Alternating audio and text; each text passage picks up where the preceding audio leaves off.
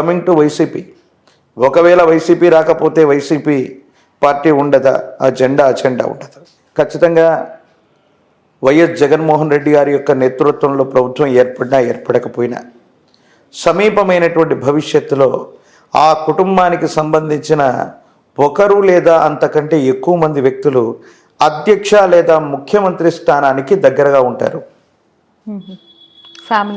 Yes, వారి కుటుంబానికి సంబంధించిన వైఎస్ జగన్మోహన్ రెడ్డి గారు కాకుండా ఒకరు లేదా అంతకంటే ఎక్కువ మంది, ఒకరు లేదా ఇద్దరు కూడా అవ్వచ్చు, ఒక్కరైతే ఖచ్చితంగా సమీపమైన భవిష్యత్తులో ముఖ్యమంత్రి స్థానానికి సమీపంలో ఉండేటువంటి అవకాశం ఉంది అంటే ఖచ్చితంగా ఆ పార్టీ కూడా సమీప భవిష్యత్తులో మనుగడ సాగించే. ఆల్రెడీ షర్మిల గారు కాంగ్రెస్ లో ఉన్నారు, తల్లి విజయమ్మ కూడా ఆవిడతోనే ఉన్నారు, ఇక వైఫ్ భారతి గారు అంటారా జగన్ గారితో, మరి ఎవరికి అవకాశం ఉందంటారు?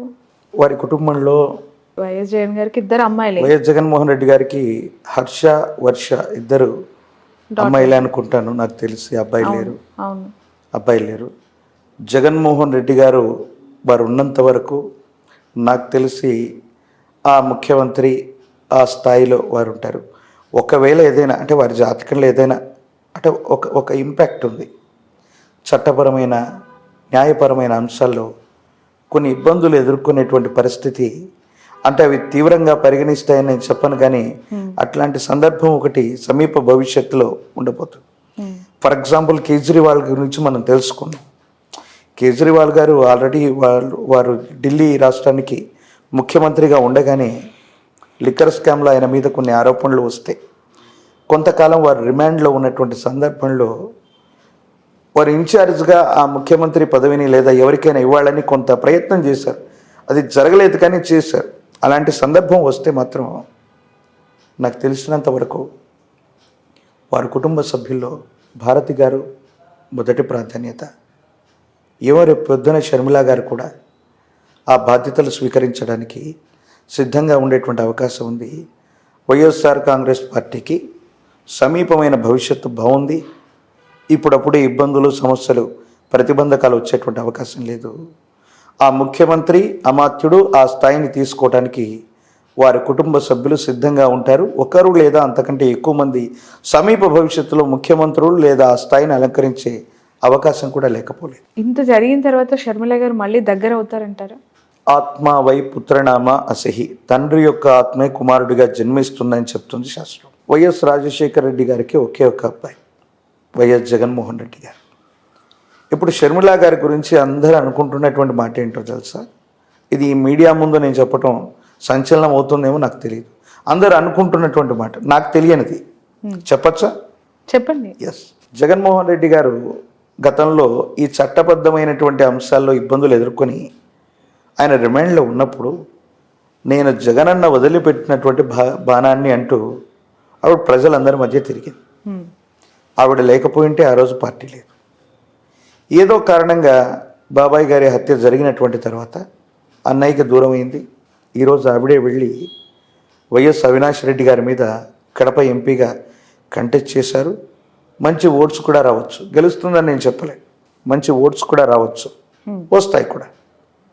అందరూ అనుకుంటున్నటువంటిది ఏంటంటే వైఎస్ షర్మిల గారు కనుక సునీత గారితో లేకపోయి ఉంటే సునీత గారు తెలుగుదేశాన్ని ప్రత్యక్షంగా ఏమైనా సపోర్ట్ చేసి ఉండేవాళ్ళేమో.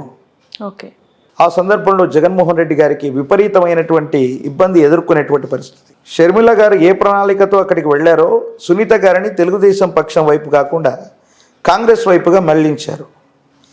దేశ పరిస్థితులను బట్టి ఈరోజు బీజేపీ అందరూ అనుకుంటున్నారు చాలా సులభంగా హ్యూజ్ మెజార్టీతో 400 సీట్లు 500 సీట్లు, కానీ రేపు పొద్దున జరగకపోవచ్చు.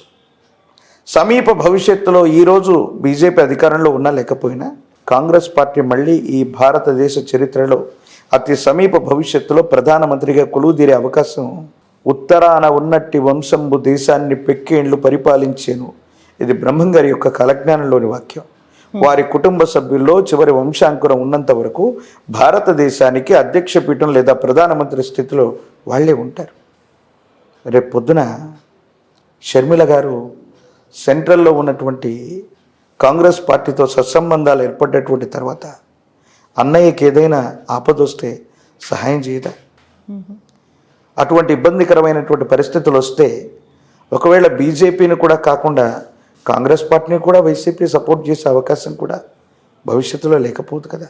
రాజకీయాల్లో శాశ్వతమైనటువంటి శత్రువులు, శాశ్వతమైనటువంటి మిత్రులు ఎవరు ఉండరు అనడానికి ఇదొక పరాకాష్ట. ఇలాంటి సంఘటనే అంబానీ గారి విషయంలో వైఎస్ రాజశేఖర రెడ్డి గారు ఉన్నప్పుడు ఒక గ్యాస్ ఇండస్ట్రీకి సంబంధించి, గ్యాస్ లైన్కి సంబంధించినటువంటి ఒక విషయంలో వాళ్ళిద్దరి మధ్య తీవ్రమైనటువంటి వాగ్వాదం జరిగిందనో, తేడాలు వచ్చాయని మనం చెప్పుకున్నాం.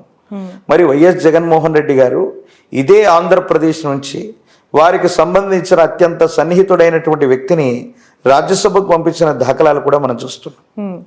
కాబట్టి శత్రువులుగా భావించేటువంటి వ్యక్తులు బయట వాళ్ళ మధ్య ఈ విధమైన కోఆర్డినేషన్ ఉన్నప్పుడు సొంత కుటుంబంలో అన్నా చెల్లెలుగా ఉన్నటువంటి వీళ్ళిద్దరి మధ్య కూడా సమీప భవిష్యత్తులో మళ్ళీ మైత్రి కుదరచ్చు, మళ్ళీ కలిసి ప్రయాణం చేయొచ్చు.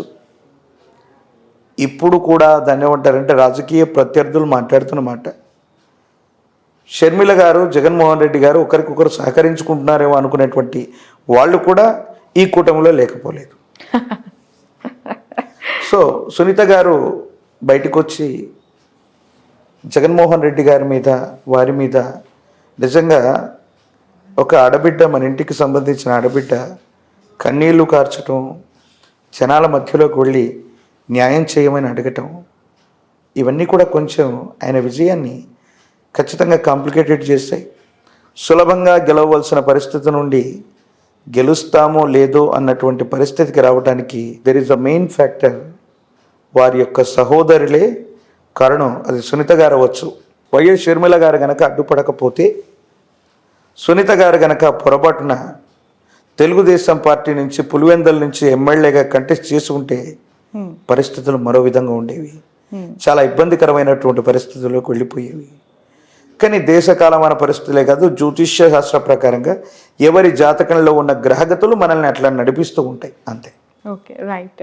థ్యాంక్ యూ సో మచ్ అండి కృష్ణమాచారి గారు. మరొక ఎపిసోడ్తో కలుద్దాం. ప్యూర్లీ మీ ఆస్ట్రాలజీకి సంబంధించి అనేక విషయాలపైన, ఎందుకంటే ఇదంతా కూడా ఎలక్షన్ టైం, రిజల్ట్ టైం, అందరి ఫోకస్ కూడా పూర్తిగా రెండు తెలుగు రాష్ట్రాల్లోనే కాదు, దేశం మొత్తం కూడా ఏ రాష్ట్రంలో ఎవరు గెలుస్తున్నారు, ఎన్ని సీట్లు వస్తున్నాయి, ఇదే పెద్ద క్యూరియస్. దట్టు ఇప్పుడు ఏపీ విషయానికి వస్తే టీడీపీ ఎన్డీఏతో అలానే ఉంది కాబట్టి ఎన్ని ఎంపీ సీట్లు ఇక్కడ వాళ్ళు కొట్టబోతున్నారు అనే ఒక ఉత్కంఠ కూడా కొనసాగుతోంది. Will catch you again. Thank you so much for your valuable time. జై వీరబ్రహ్మజీ. థ్యాంక్ యూ అమ్మా.